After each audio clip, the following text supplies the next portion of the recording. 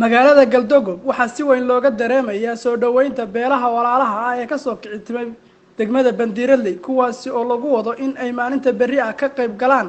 shirka Nabadeyta beelaha walaalaha ah ee wada daga galbeedka gobolka Mudug wajigiisa labaad oo maalinta berri ah ka furmaya degmada Galdobog sidoo kale shacab weynaha ku dhaqan degmada Galdobog ayaan gabi ahaanba u kala harin soo dhaweynta iyo marxabeynta walaalahooda ergooyinka ah ee ka kala yimi gobolada maamulka Galmudug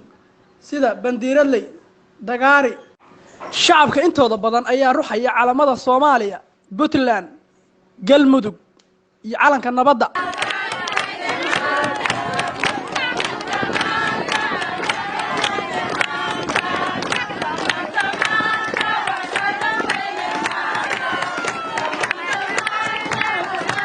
wajiyada iyo shucuurta shacab weynaha kan soo banaan baxay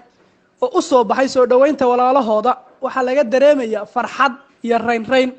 iyo in ay aad ugu faraxsan yihiin shirka maalinta berri ah lagu wado inuu ka fulmo magaalada Galdobog sidoo kale waxa la sugay gabi ahaanba wadooyinka ka soo gala degmada Galdobog waxaana aad iyo aad ciidamadu ay isaga xil saarayaan sida uu nabadgelyo u ahaan lahayd gabi ahaanba degmada Galdobog